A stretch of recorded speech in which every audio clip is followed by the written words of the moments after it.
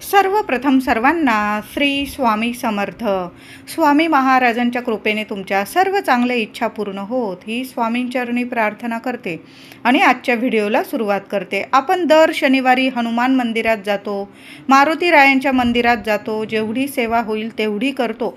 पण आपण जेव्हा जातो मंदिरात तेव्हा मंदिरातून घरी येताना एक वस्तू आपल्याला घरी घेऊन यायची आहे. सोन्यासारखे दिवस येतील, ज्या अडीअडचणी असतील, काही नजर दोष लागलेला असेल घराला, मुलाबाळांना, पतिदेवांना, तुम्हाला स्वतःला. कारण काही वेळा कोणी व्यक्ती येऊन गेली, मग कोणत्या मनाने येते आपल्या घरात किंवा बाहेर आपल्याला भेटली, कोणत्या मनाने आपल्याकडं बघते वगैरे, कुणाची नजर बाधा लागून जाते, कुणी शत्रू त्रास देत असेल, विनाकारण काही बाधा वगैरे झालेली असेल. काही वेळा अशा गोष्टी घडल्या की कुठं जावं, काय करावं, काही मार्ग सुचत नाही. मग शनिवार बघून हनुमान मंदिरात जाऊन आपण काही सेवा जर केली आणि हनुमान मंदिरातून एक वस्तू जर घरी घेऊन आला, संपूर्ण अडीअडचणी असतील तुमच्या आयुष्यात, जे काही नजर दोष असतील, शत्रुबाधा असेल, कुठली मोठी बाधा झालेली असेल, घरादाराला कुठले वास्तुदोष असतील, संपूर्ण निवारण होतील. अशी ही सेवा आहे, असा हा उपाय आहे. उद्या शनिवार आलेला आहे. आपण सर्वांनी, महिलांनी सुद्धा मारुती मंदिरात, हनुमान मंदिरात गेला तरीही चालेल. आपण शनी मंदिरात जात नाही महिला, पण हनुमान मंदिरात, आपण मारुती मंदिरात जाऊ शकतो. तुमच्या घराजवळ जे मारुती मंदिर असेल, हनुमान मंदिरात तुम्हाला जायचं आहे, मी पण जाते, तुम्ही पण जा. मुलाबाळांना घेऊन गेला तरीही चालेल. 4 दिवस वगैरे असेल तर मंदिराजवळ सुद्धा जाऊ नका महिलांनो. लांबूनच नमस्कार करायचा आहे तुम्हाला. पतिदेव जात असतील तुमचे तर पतिदेवांबरोबर तुम्हाला थोडंसं तेल द्यायचं आहे बरोबर, आणि तुम्हाला थोडेसे 11 किंवा 21 काळ्या उडदाचे दाणे बरोबर द्यायचे आहे, आणि 11 पानांची किंवा 5 पानांची रुईच्या पानांची माळ बरोबर द्यायची आहे. तुम्ही तिथं मंदिराबाहेर जर तुम्हाला मिळून गेली, फुलवाले दादा वगैरे असतात, तिथं मिळून गेली तुम्हाला तर अतिशय उत्तम. घरातून तेल न्या किंवा तिथं विकत घेतलं तुम्ही तरीही चालेल. मोहरीचं किंवा तिळाचं तेल जर बरोबर घेऊन गेला तर अतिशय उत्तम. किंवा तुम्ही जे दर शनिवारी वगैरे मारुती रायाला हनुमान मंदिरात चढवत असाल ते घेऊन जायचं आहे. बरोबर जाताना काहीतरी गोडाधोडाचा नैवेद्य घेऊन जा. बुंदी वगैरे घेऊन गेला किंवा गुळाचा नैवेद्य घेऊन गेला, गूळ फुटाणे तरीही चालेल. पण मंदिरात जाताना या वस्तू, तेल, काळ्या उडदाचे दाणे, रुईच्या पानांची माळ आणि गूळ फुटाणे जरूर बरोबर घेऊन जायचं आहे. एखादा दिवा, मातीची पंती असेल, धुवून चून स्वच्छ घ्या महिलांनो. त्यात तिळाचं किंवा मोहरीचं तेल टाकायचं आहे, दुहेरी वाट टाकायची आहे, आणि तो दिवा सुद्धा बरोबर घेऊन जा. म्हणून सांगते की घराच्या जवळच्या मंदिरात जा. तुम्ही लांब असेल तरी पण या वस्तू आठवणीने घेऊन जा. कितीतरी अडचणीतून तुमची सुटका होईल अशी ही सेवा आहे. उद्या शनिवार आलेला आहे. प्रत्येक शनिवारी आपण मारुती रायांच्या हनुमान मंदिरात जाऊन सेवा ही केलीच पाहिजे. तिथं गेल्यानंतर नमस्कार करायचा आहे. हनुमान मंदिरात, मारुती मंदिरात तेल अर्पण करायचं आहे. काळ्या उडदाचे दाणे हातात घ्यायचे आहे. तुमची जी इच्छा असेल, ज्या अडीअडचणी असतील, मारुती रायाला, हनुमानजीला बोलून दाखवायची आहे आणि ते काळ्या उडदाचे दाणे चरणाशी अर्पण करायचे आहे. काही गोडाधोडाचा नैवेद्य नेलेला असेल, नैवेद्य दाखवा, तिथं ठेवा, आणि तुम्हाला 11 किंवा 5 रुईच्या पानांची माळ अर्पण करायची आहे हनुमानांना किंवा मारुती रायाला. आणि तिथं एक दिवा, मातीची पंती नेली तरीही चालेल. तो दिवा तुम्हाला जय श्रीराम असं बोलून तुम्हाला हनुमानांसमोर तो दिवा लावायचा आहे. जो व्यक्ती शनिवारी मारुती रायांसमोर किंवा हनुमानांसमोर जय श्रीराम बोलून दिवा प्रज्वलित करतो, मनातील इच्छा बोलून, ती व्यक्ती घरी खाली हात येत नाही. श्रीराम, साक्षात श्रीराम, प्रभू श्रीराम हनुमानजी आपली मदत करायला धावून येतात, क्षणात आपलं संकट मुक्त करतात आपल्याला. म्हणून ही सेवा दर शनिवारी जरूर करा. एका शनिवारमध्येच तुम्हाला इतके चमत्कारिक अनुभव, दैवी अनुभव यायला लागतील. मंदिरात बसायला जागा असेल तिथं बसून तुम्हाला एक वेळा मारुती मंदिरात गेला असेल तर मारुती स्तोत्र आणि राम रक्षा, एक वेळा राम रक्षा, एक वेळा मारुती स्तोत्र पठण करायचं आहे. हनुमान मंदिरात गेला असेल तर एक वेळा श्री राम रक्षा स्तोत्र आणि एक वेळा तुम्हाला हनुमान चालीसा पठण करायचं आहे. तिथं शांत बसा, कुठलाच विचार करू नका. सगळं काही जाणतात मारुती राया, आपले प्रभू श्रीराम जाणतात. आपले स्वामीच आहे प्रभू श्रीराम. आपल्या मनात आपले काय चाललेलं आहे, आपल्यापेक्षा जास्त काय अडीअडचणी आहे, आपल्यापेक्षा जास्त आपल्या देवी देवतांना माहीत असतं. म्हणून काही बोलू नका, शांत बसा आणि फक्त काळे उडीद तेल अर्पण करताना, रुईची माळ अर्पण करताना आणि दिवा प्रज्वलित करताना तुमची इच्छा हनुमानांना सांगायची आहे आणि जय श्रीराम बोलून तुम्हाला दिवा प्रज्वलित करायचा आहे. ही सेवा कधीच खाली जात नाही. तिथं बसा शांत. तुम्हाला जर तिथं बसायला जागा नसेल, तुम्ही घरी येऊन सुद्धा एक वेळा राम रक्षा स्तोत्र आणि एक वेळा हनुमान चालीसा, मारुती मंदिरात गेला असेल तर एक वेळा राम रक्षा आणि एक वेळा मारुती स्तोत्र घरी जरी पठण केलात तुम्ही आपल्या देवघरात दिवा अगरबत्ती करून तरीही चालेल. पण दर्शन मात्र आपण मारुती रायांचं, हनुमानांचं शनिवारी नक्की घ्या. कितीतरी अडचणीतून आपल्याला मार्ग मिळतात, मोठमोठ्या अडीअडचणी दूर होतात. कोणी शत्रू असेल नष्ट होईल, तो शत्रूसुद्धा तुमचा मित्र बनेल, अशी ही सेवा आहे.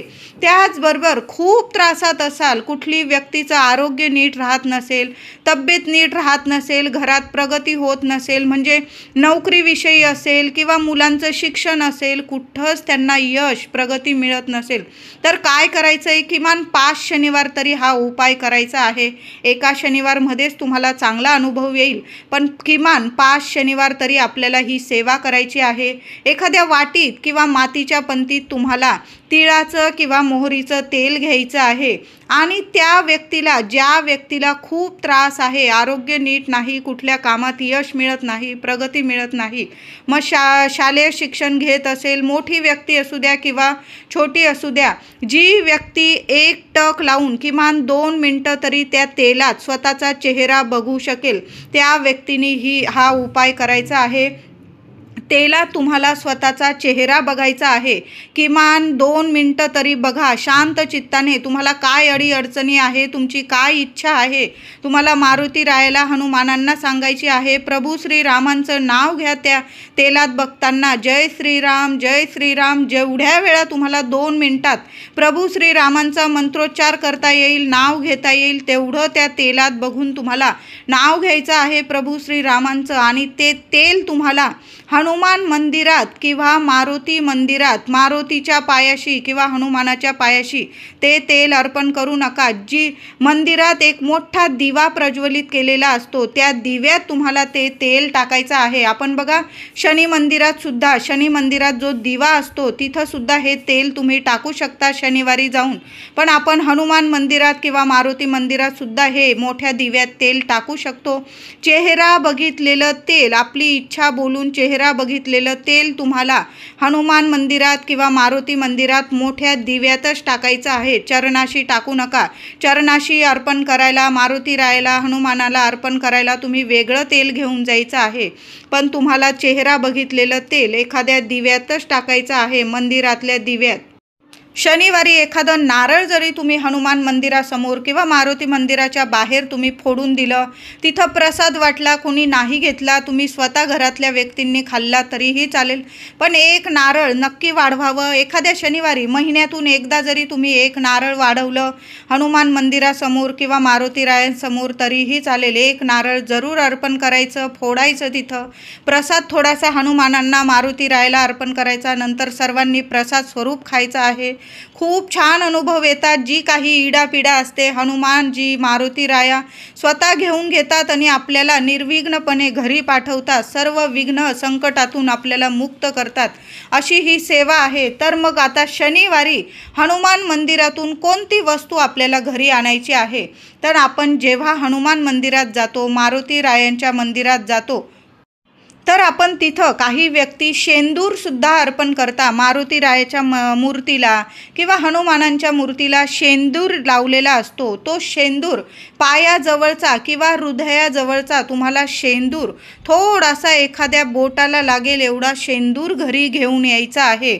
आणि घरी येताना आपण डायरेक्ट घरात प्रवेश करायचा नाही. आधी थोडासा शेंदूर आपल्या मुख्य प्रवेशद्वाराला बाहेरून लावायचा आहे. तुम्ही जर हनुमानांचा पंचमुखी हनुमानाचा फोटो लावलेला असेल तुमच्या मुख्य प्रवेशद्वारावर बाहेरून, तर त्या फोटोच्या अगदी खाली जरी लावून दिला किंवा कुठंही लावा, पण एक बोटभर शेंदूर हनुमान मंदिरातून किंवा मारुती मंदिरातून शेंदूर घरी घेऊन यायचा आहे थोडासा, आणि जय श्रीराम बोलून तुम्हाला मुख्य प्रवेशद्वारावर बाहेरून शेंदूर लावून द्यायचा आहे. कधीच कुठली नजरबाधा असू द्या, शत्रुदोष असू द्या, कुठला वास्तुदोष असेल, घर भाड्याचं असो किंवा स्वतःचं, ही सेवा सर्वांनी करायची आहे. दर शनिवारी जरी ही सेवा केली तुम्ही तरीही चालेल, किंवा महिन्यातून वगैरे करा. तुम्हाला जेव्हा शेंदूर मिळेल हनुमान मंदिरात, मारुती मंदिरात, थोडासा घरी घेऊन यायचा आहे. तुम्ही घरातून शेंदूर घेऊन गेला आणि तो अर्पण केला आणि त्यातूनच थोडा बोटभर घरी घेऊन आला तरीही चालेल, पण तुम्ही थोडासा शेंदूर मारुती मंदिरातून किंवा हनुमान मंदिरातून घरी येताना घरी घेऊन यायचा आणि मुख्य प्रवेशद्वारावर लावायचा आहे. जय श्रीराम बोलूनच लावा. कुठलंही विघ्न असो, संकट असो, अडीअडचणी असो, कुठली मोठी बाधा असो, संपूर्णपणे नष्ट होईल. नंतर तो शेंदूर स्वतःच्या कपाळीसुद्धा लावायचा आहे. घरात जायचं, नंतर स्वतःच्या कपाळी लावायचं, मुलांना लावायचं. महिलांना वगैरे नाही लावला तुम्ही तरीही चालेल. 4 दिवस वगैरे असेल तर त्या घरात हा उपाय करू नका. 4 दिवस झाल्यानंतर जो शनिवार येईल ना, तेव्हा तुम्ही तो उपाय, ही सेवा करू शकता. हनुमान मंदिरात जा, हनुमानांची पूजा करा, सेवा करा आणि थोडासा शेंदूर घरी घेऊन यायचा आहे आणि आपल्या मुख्य प्रवेशद्वारावर लावायचा आहे. महिलांनी ही सेवा केली तरीही चालेल, काही अडीअडचण नाही. काही आपण म्हणतो की महिलांनी हनुमान मंदिरात जायचं नाही, मारुती मंदिरात जायचं नाही, असं काही नाही. आपण जाऊ शकतो. फक्त शनी मंदिरात आपण हे नियम पाळले तर अतिशय उत्तम. हनुमान मंदिरात महिला जाऊ शकतात, मारुती मंदिरात जाऊ शकतात.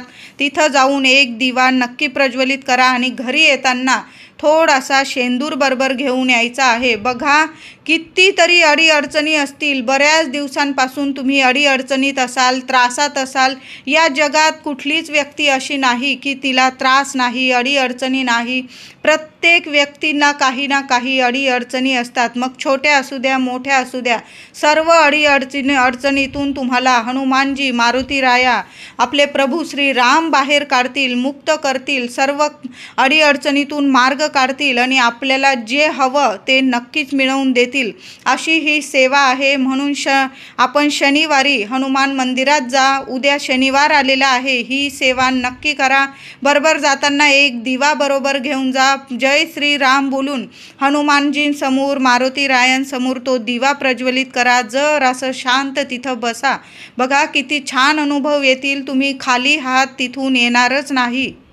ज्या मुलींच्या लग्नाकार्यात अडीअडचणी येत असतील किंवा नोकरीत वगैरे कुणी त्रास देत असतील, मोठे अधिकारी वगैरे व्यक्ती असतील, तुम्हाला खूप त्रास देत आहे, तुम्हाला नकोसं झालेलं आहे, मग काय करायचं? तुम्ही जय श्रीराम बोलून तुम्ही एक चमेलीच्या तेलाचा दिवा जर हनुमानांसमोर किंवा मारुतीरायांसमोर लावला तर अतिशय उत्तम. चमेलीचं तेल नसेल तुमच्याकडं, तुम्ही तिळाचं किंवा मोहरीचं पण वापरू शकता. पण त्या दिव्यात तुम्हाला थोडीशी काळी तीळ टाकायची आहे आणि तो दिवा हनुमानांसमोर आणि मारुतीरायांसमोर लावायचा आहे. बघा, चमेलीचं तेल तुम्हाला मिळून जाईल. चमेलीच्या तेलाने, त्या दिव्याने सुद्धा हनुमानजी, मारुतीराया प्रसन्न होतात. दर शनिवारी जरी थोडंसं तेल टाकून हनुमानांसमोर, मारुतीरायांसमोर एक चमेलीच्या तेलाचा दिवा जर लावला तुम्ही, कितीतरी संकटातून, शत्रुबाधेतून आपण मुक्त होऊ शकतो. मोठमोठे शत्रू हात टेकून देतील अशी ही सेवा आहे. हनुमानांसमोर, श्रीरामांसमोर रावण नाही टिकले तर शत्रू काय आहे? आपल्याला कुणी कितीही त्रास देऊ द्या, पण ही हनुमानांची, मारुतीरायांची सेवा दर शनिवारी नक्की करायला सुरुवात करा. बघा, एका शनिवारमध्येच इतके छान चमत्कारिक अनुभव येतील. तुमच्या कितीतरी अडचणीतून तुम्हाला मार्ग मिळेल. कुणी त्रास देत असतील ते त्राससुद्धा संपून जातील. कुठली नजरबाधा लागलेली असतील, घरात वास्तुदोष असतील ते सुद्धा संपूर्णपणे संपून जातील. मुलं बाळं त्रास देत असतील, मुलं चिडचिड करत असतील तर हनुमान मंदिरातून किंवा मारुती मंदिरातून जो शेंदूर आपण आणतो तर मुलांना लावला तर मुलांची चिडचिड थांबते, रडरड थांबते. मुलांना कुणाची नजरबाधा झालेली असेल, आपण दृष्ट तर काढतोच मुलांची, पण दृष्ट काढण्यापेक्षा पण ही सेवा खूप मोलाची आहे. जेव्हा आपण हनुमानांचा किंवा मारुती रायाचा लेकरांना शेंदूर लावतो कपाळी तर भरपूर प्रमाणात तुम्हाला मुलांमध्ये फरक जाणवेल. आपण जशी दृष्ट काढतो, मुला हसती खेळती होतात, तसंच लगेच मुलांची नजरबाधा उतरून जाईल.